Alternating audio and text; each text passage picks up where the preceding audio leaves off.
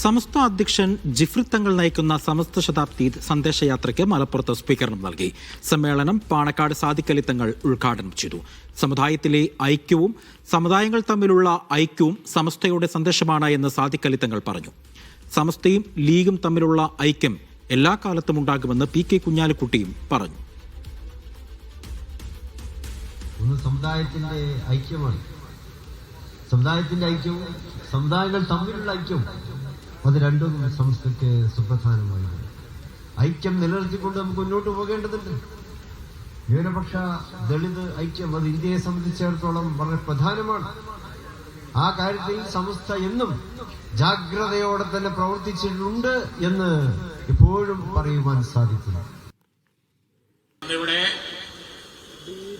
സയ്യിദ് സാദിഖ് അലി ശിഹാബ് തങ്ങൾ, സമസ്ത കേരള ജമിയത്തുൽ ഉലമ president Sayyid Jifri കുത്തുക്കോയ തങ്ങൾക്ക് തലപ്പാവടിച്ചു, തിരിച്ച് അങ്ങോട്ട് അടിച്ചു. അങ്ങനെ തന്നെയാണ് പോയതും അങ്ങനെ തന്നെയാണ് നാളെയും ആവേണ്ടതും.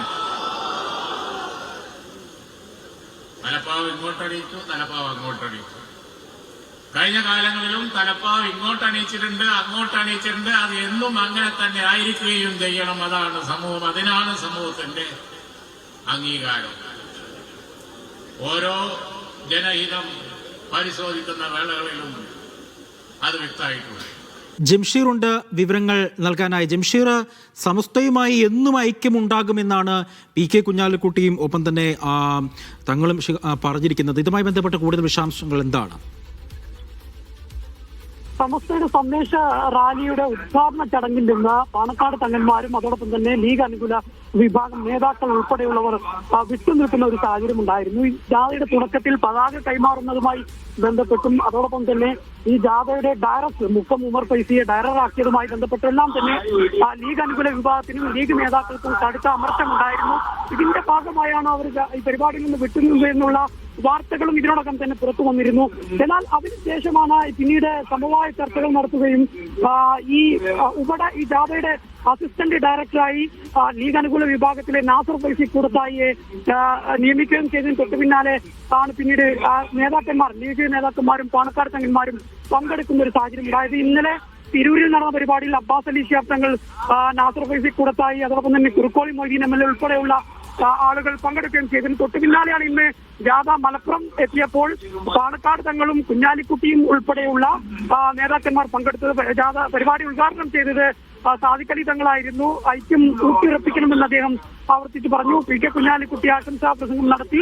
അത്തരത്തിൽ ഈ നേരത്തെ വിട്ടുനിന്ന ലീഗ് നേതാക്കളും സംസ്ഥാന നേതാക്കളൊക്കെ തന്നെ ഒരുമിച്ച് ഒരേ വേദിയിൽ എത്തുന്ന കാഴ്ചയാണ് ഈ സമസ്ത ജാഥ മലപ്പുറം ജില്ലയിലെത്തിയപ്പോൾ നമുക്ക് കാണാനായത്. എന്നാൽ നേതൃത്വം ഇത്തരത്തിൽ ഒരുമിച്ച് മുന്നോട്ട് പോകണമെന്ന് പ്രസംഗിച്ച് തൊട്ടു പിറകെ രണ്ടാം നിര നേതാക്കന്മാർ നടത്തിയ പ്രസംഗത്തിൽ അവരങ്ങോട്ടും ഇങ്ങോട്ടും സംസാരിക്കുന്ന രീതിയിലായിരുന്നു പ്രസംഗം ഉണ്ടായതെന്ന് കൂടി അവസരത്തിൽ പറയേണ്ടിയിരിക്കുന്നു. അതായത് സംസ്ഥയിലെ രണ്ടാം നിര നേതാക്കന്മാരായ സത്താർ പന്തല്ലൂർ, ഹമീദ് ഫൈസി അമ്പലക്കടവ് തുടങ്ങിയ നേതാക്കന്മാർ നടത്തിയ പ്രസംഗത്തിൽ സമസ്തയെ കുറവുകളുണ്ടെന്നും സമസ്ത പ്രശ്നങ്ങളുണ്ടെന്നും സംശയിക്കുന്നവർക്കുള്ള മറുപടിയാണ് ഈ ഒരു ജനാരവം എന്നടക്കമുള്ള കാര്യങ്ങളെ സൂചിപ്പിക്കുകയും ചെയ്തു. ഏതായാലും ഒരുമിച്ച് മുന്നോട്ട് പോകണം, അല്ലെങ്കിൽ സംസ്ഥയിൽ ഐക്യം എല്ലാ കാലത്തും ഊട്ടിയുറപ്പിക്കണം എന്ന് തന്നെയാണ് നേതാക്കന്മാർ ആഹ്വാനം ചെയ്തത്.